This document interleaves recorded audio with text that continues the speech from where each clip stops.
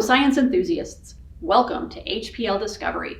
My name is Mary, and today we are going to build a model which will help us to understand the relationship between our Earth, our Moon, and our Sun, and how they all interact with one another as we travel together through space.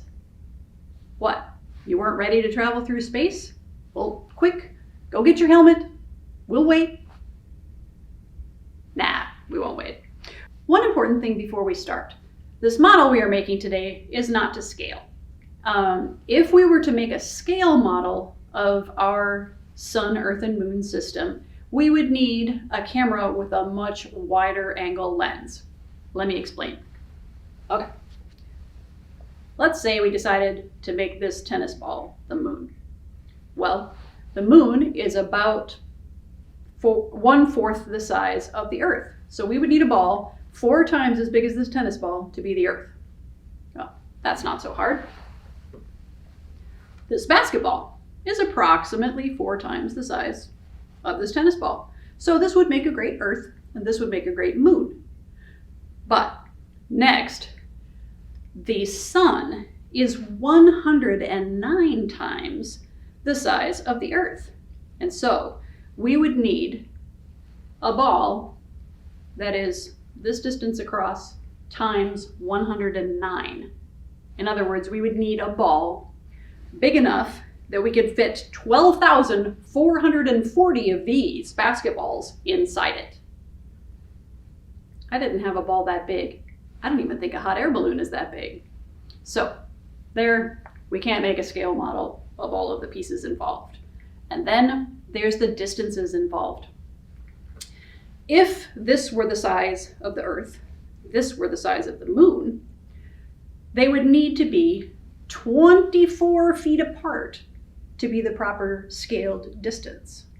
And then, on top of that, the Earth would need to be 1.75 miles from the larger ball, which we can't find, that is the Sun.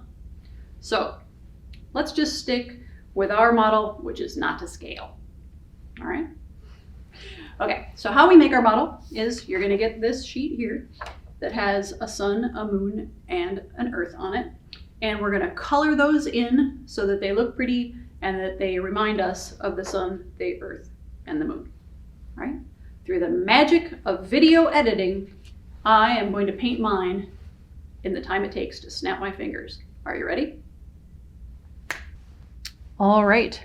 Now that I've colored in my sun, my Earth, and my moon, I used pictures from a book I have on space to pick the colors and decide on the pattern of the craters on the moon. But you can, of course, do yours any way you want. I'm going to use a pencil that is sharpened to poke the holes where the gray circles are. Be careful when you do this, don't poke yourself. All right, make holes. And then I'll put them in these straight pieces. Before I cut out my straight pieces, I wrote E and S on the ends so I could remember which end goes to the sun and which goes to the Earth. And then I marked this one with M for moon and E for Earth so I know which one goes on which end.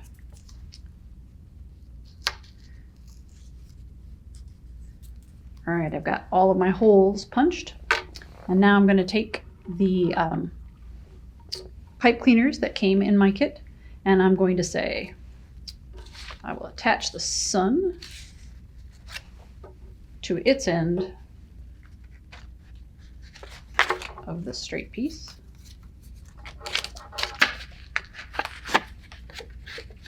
And then you can either just curl up the ends, or you can tie a little knot in the ends. However you want to hold the whole thing together. And then we're going to attach the Earth to this end, but we're also going to attach the Earth to this end of. All right, so make a little sandwich. You put the Earth here on top of the stick going to the moon and the stick going to the sun. And then thread your Well, maybe if I do this one at a time. Thread that through there, and then through here, and then through the earth. All right, does everything look right? Is everything right side up? Okay. Now we're going to curl up the ends here to make it stay in place.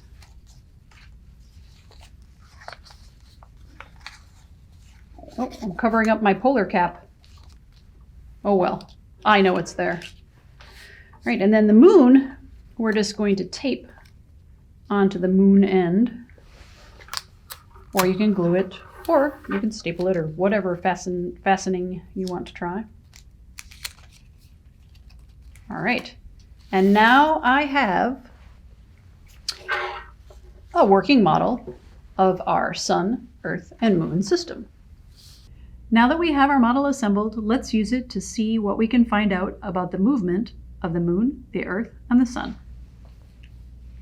First of all, let's start with something easy. The earth rotates on its axis.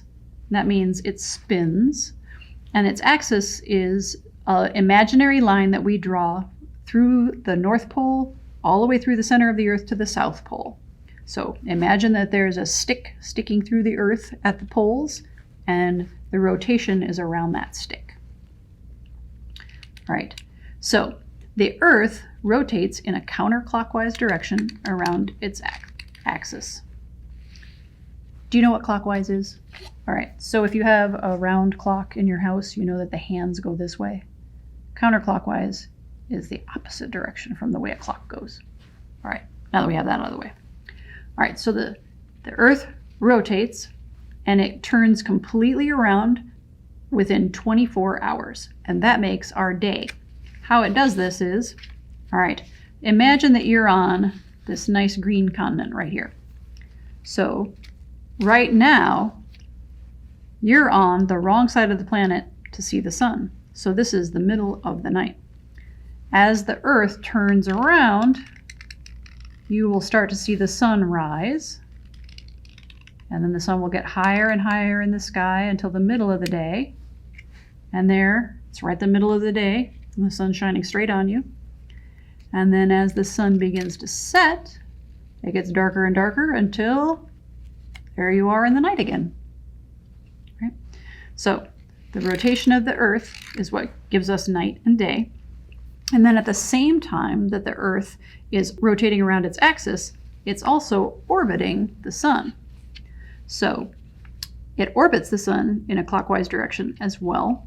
So as it spins every 24 hours, it's also orbiting the sun.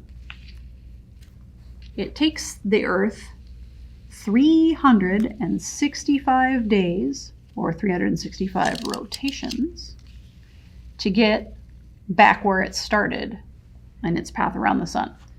And that we call 1 Earth year.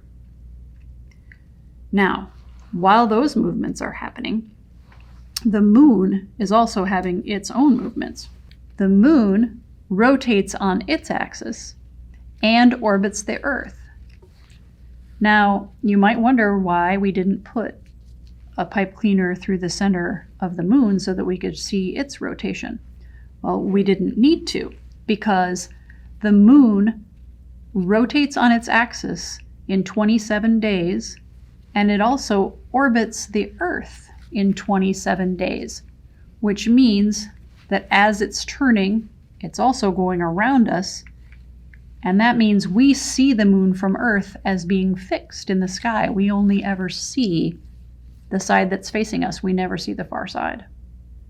So that's why I taped it on there instead of bothering to put an axis in. All right, so those are the different movements of our system.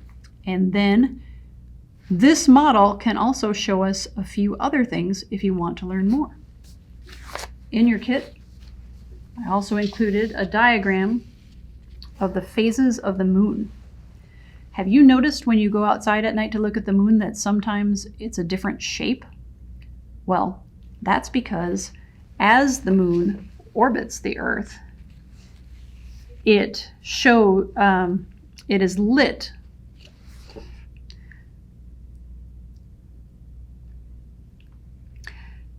Have you noticed when you go out at night that the moon is always changing and the shape is always either getting bigger or getting smaller? Well, this can be explained if we set up our model to match our diagram here so that the sunlight is coming from this way. I'm going to start the moon right here, and we're going to go through the moon phases and show how this works. So, how we see the moon at all is it doesn't make its own light. It only reflects light to us from the sun.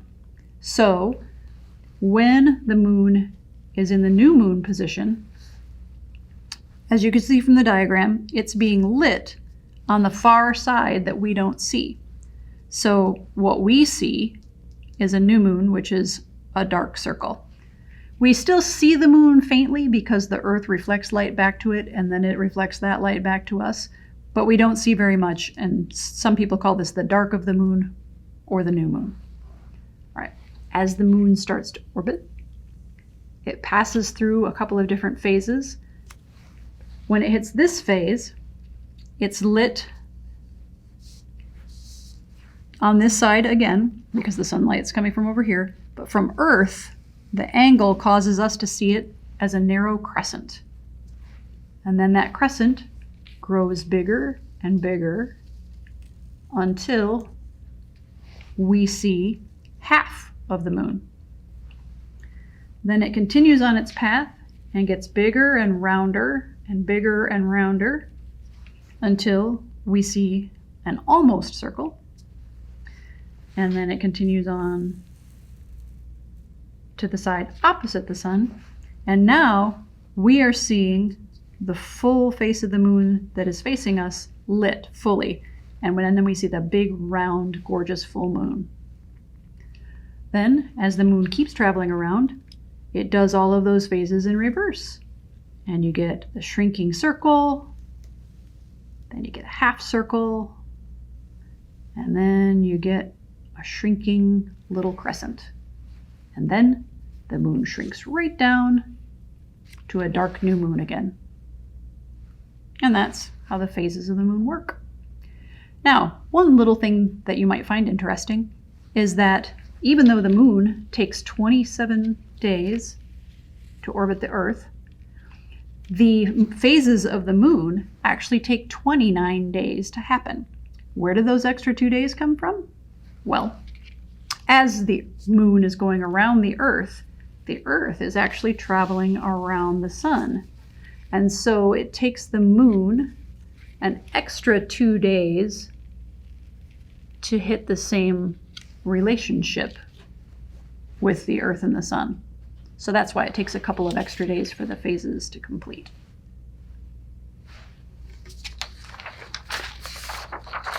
All right. The next page we have shows what happens when we see solar and lunar eclipses. An eclipse is when one thing passes in front of another thing and obscures your view of it. So a solar eclipse, let's set this up. A solar eclipse happens pretty rarely, but what happens is we on Earth see the moon travel into the sun's path, and some people on Earth in a small area will actually see the moon completely blot out the sun for a few minutes, and it makes it dark in the middle of the day sometimes. And then as the moon passes through and as the Earth continues to orbit, then we see the sun come back. A lunar eclipse works with the Earth casting the shadow on the moon.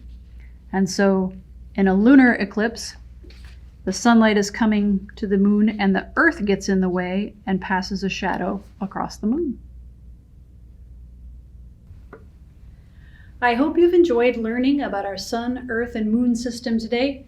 And that's all I have for you. So at this point, I'm having a little trouble deciding, do I want to go out and play tennis with my moon? Or do I want to go out and play basketball with my Earth?